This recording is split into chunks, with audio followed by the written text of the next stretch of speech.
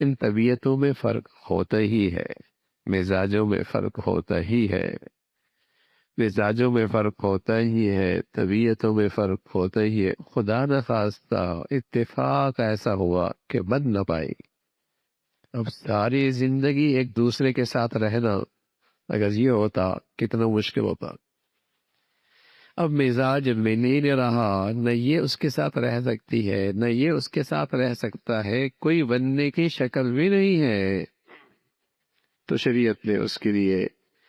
ایک حلال جائز راستہ بتایا ہے، اور لکھا ہے کہ جائز راستوں میں سب سے ناپسندیدہ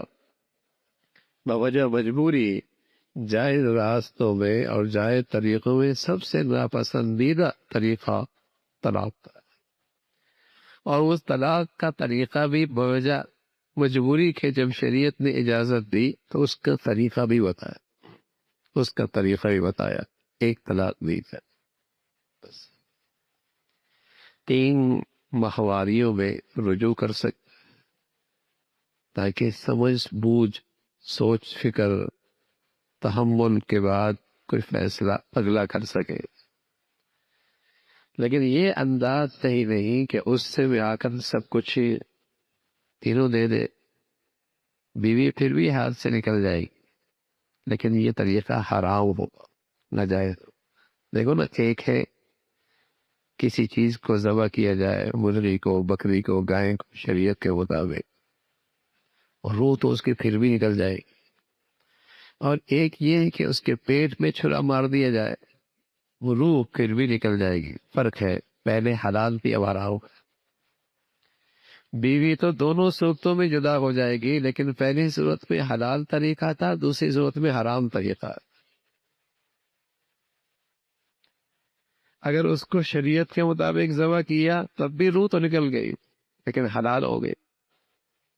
اور شریعت کے راستے کے بغیر اس کو قتل کر دیا، ذبح کر دیا، مر تو پھر بھی گئی لیکن اب حرام بری۔ تو شریعت کے مطابق طلاق دی، غیر شرعی طریقے سے طلاق دے دی، طلاق تو دونوں صورتوں میں ہو جائے گی، لیکن شرط یہ ہے کہ ایک حلال صورت اختیار کیا، ایک حرام طریقہ اختیار کیا۔ تو فرمایا کہ اگر ایسا ہو جائے اور طلاق دینے کی نوبت آ جائے، اور طلاق بھی اس وقت نوبت آ جائے کہ جب اب تک خلوت ہی نہیں ہوئی، تعلق ہی نہیں ہوا، ہاتھ ہی نہیں لگایا، تو اب اس عورت پر عدت نہیں ہے، اور بغیر عدت کے وہ اپنا دوسرا نکاح کر سکتی ہے، چونکہ جہاں عدت وہاں ہوتی ہے جہاں خلوت ہوئی ہو، جہاں تعلق ہوا ہو، جہاں ہاتھ لگا ہو، تو یہاں ایسا کچھ نہیں، تو اچھی طریقے سے اسے مال و متاع دے کر اور خوبی کے ساتھ اسے رخصت کیا جائے۔